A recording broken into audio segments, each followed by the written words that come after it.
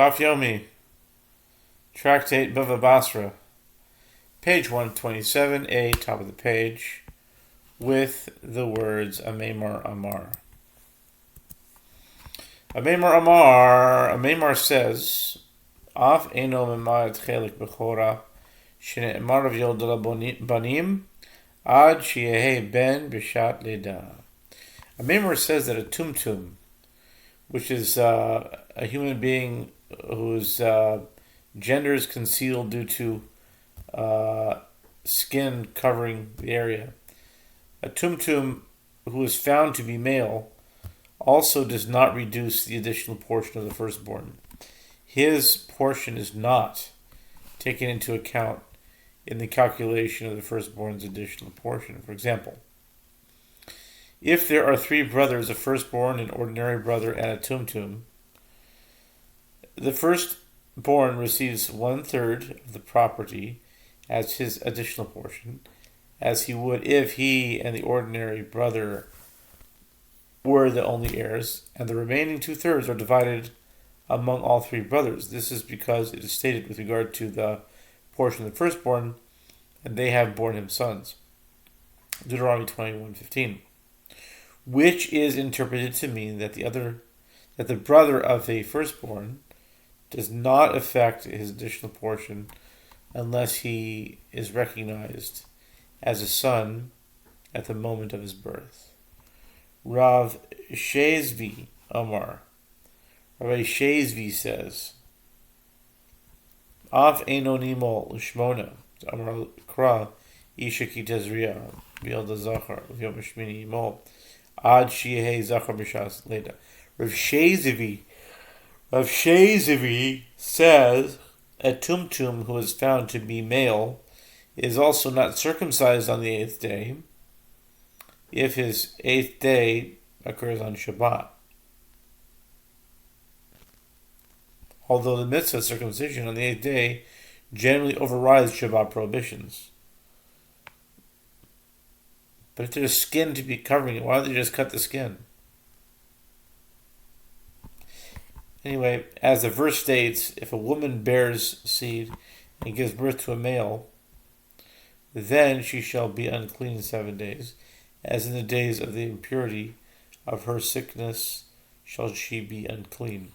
And on the 8th day, the flesh of his foreskin shall be circumcised. Leviticus 12:2-3, which is interpreted to mean that he is not circumcised on the 8th day,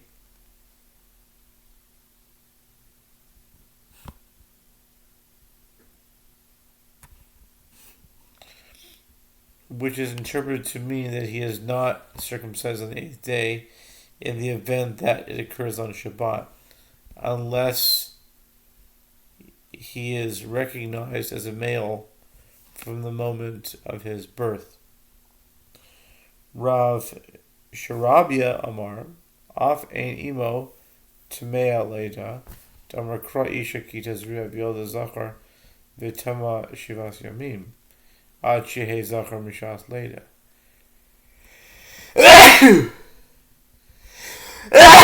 Excuse me. Rav Sharabia, not Rav Shezvi, but Rav Sharabia. It's interesting. We haven't had these for a long time, and they all of a sudden come together. Rav Sharabia says his mother is also not rendered ritually impure due to his birth. As the verse says, if a woman bears seed and gives birth to a male, then she shall be unclean 7 days, which is interpreted to mean that she is not rendered impure unless he is recognized as a male from the moment of his birth. Rabbi Shezvi and Rabbi Sharabia. I wonder if their gematrias are the same. Let's see here. Rabbi Sharabia has a numerical value of 513, and Shezvi has a numerical value of much less. 513 versus 329, not the same. Anyway, okay. Rabbi Sharabia says if a woman gives birth to a tumtum, then she doesn't become impure because it has to be recognized as a male. That's what we're saying there.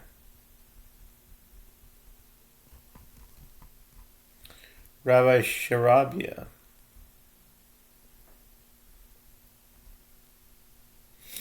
Okay, Meisvei Ama Peles Tumtum Vandroginus Teshiv Zachar Villa Nekeba Tifta Derav Sharabia Tifta.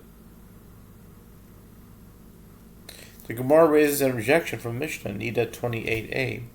A woman who miscarries a tumtum, or a hermaphrodite, and androgynous is someone with both signs, observes the strictures of a woman who gave birth to a male and to a female. Since it is uncertain whether the fetus is male or female, the woman must observe the halachot of ritual impurity according to both possibilities. This appears to be a conclusive refutation of the statement of Rav Sharevia that a woman who gives birth to a tumtum is not rendered impure at all. The Gemara affirms this is a conclusive refutation. Lema Tahavi Tifta Drav Shezvi. The Gemara asks, shall we say it is also a conclusive refutation of the statement of Rabbi Shezvi with regard to circumcision? As the halacha of circumcision is stated together with the halacha of ritual purity. Tana Sapuke Mesabkale Ulachomra. The Gemara answers the Tana of the Mishnah in Tractate Nida is uncertain whether the birth discussed in the verse includes that of a tumtum, and therefore he rules stringently that she should observe the halachot of ritual impurity for both possibilities. Rav Shezevi's ruling can follow the same logic. The infant should not be circumcised on Shabbat, as it is uncertain whether the mitzvah of his circumcision overrides the prohibition of Shabbat. If so, Tashe Zachar Villa Anakeva Ulanida Miboile Kasha. The Gemara asks, if so, that the Tana of the Mishnah in Tractate Nida is uncertain whether the birth discussed in the verse includes that of a tumtum, the Mishnah should have stated that the woman observes the strictness of a woman who gave birth to both male and to a male and to a female, and also as a menstruating woman. If it is uncertain whether the halachot of ritual impurity after birth pertain to a woman who gives birth to a tumtum at all, she should observe the halachot of ritual impurity for any blood that emerges in the time period following the birth, as it should have the status of the blood of a menstruating woman. The Gemara concludes this poses a difficulty. Amar Rava, Rava says,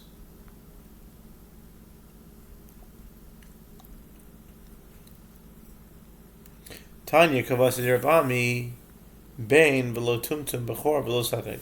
Rava says that it is taught in a Braita in accordance with the opinion of Rabbi Ami that if Tumtum firstborn does not receive a double portion of the inheritance, the Braita states, from the phrase the firstborn son, Deuteronomy 21:15, it is derived only a son receives a double portion, but not a tumtum. And the only definite firstborn receives a double portion, but not one about whom it is uncertain if he is a firstborn. Bishlama Bain Velo Tumtum Kizrabi Ami Elo Bechor Lo Safik Afuki Mai. The Gemara asks, granted the halacha that a son receives a double portion, but a tumtum does not, is understandable, as it is in accordance with the statement of Rabbi Ami. But what case does the halacha that only a definite firstborn receives a double portion, but not one about whom it is uncertain if he is a firstborn? serve to exclude. Why would one about whom it is uncertain if he is a firstborn receives a double portion? Afuke Midrash Rava. Tidarish Rava Shtei Nashim Sheyaldu Shnei Zacharim B'machava Kosvin Here Sha'ah Zel Zeh. The Gemara answers it serves to exclude that which Rava taught, as Rava taught, that if two wives of the same husband gave birth to two males in hiding, so that it is unknown which son was born first, the husband has subsequently had other sons. Each of the two possible firstborns rights and authorization to the other, since their brothers can claim against each of them individually that he is not the firstborn and does not deserve the double portion. Each writes the other an authorization to collect his portion so that they can jointly claim the additional portion in any event. Rav Papa Amar le Rav Papa the Rava V'hal d'shalach Ravin Davar zeh shalti l'chol Ravoisev Amar li Davar Baram Kach Amru Mishum de Rav Yanai who karu v'levasofnit arvu kosvin harusha zelazeh lo hukru and kosvin harusha zelazeh. Rav Papa subsequently said to Rava, but didn't Ravin send a letter to from Eretz Israel to Babylonia stating, I asked all my students about this matter and they did not tell me anything, but this is what they said in the name of Rabbi Yanai. If the two sons were initially recognized, meaning it was known which one of them was the firstborn, and they were ultimately mixed, how and now the firstborn can be identified, each writes an authorization to the other. If they were not initially recognized, each does not write an authorization to the other. My oki Rava Amor alei udrash dvarim shemarti lachem ta'us hem biadi bram kach amru mishum Rav Yanai uskru b'soif tizarvu koisvin hasha zeh lozeh lo hukuru ein koisvin hasha zeh lozeh.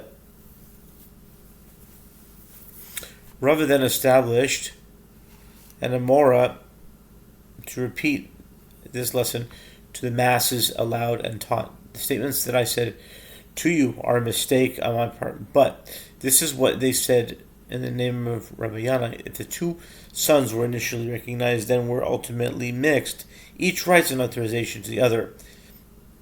If they were not initially recognized, each does not write an authorization to the other. Shalach le b'nei ekra di igama l'shmuel ilamdenu rabbeinu hayu machzikin ba shuhu kavod Amar Aviv al achad bechor al achad bechor hu mahu shalach. Okay. So basically, the residents of Akra de Agma, some place in Babylonia, presumably, sent the following inquiry to Shmuel. Teach us, our master, if the court has a presumption concerning the son, that he is a firstborn and his father always is considered another. Father says concerning another son of his, he is the first. He is his firstborn. What is the halacha? So,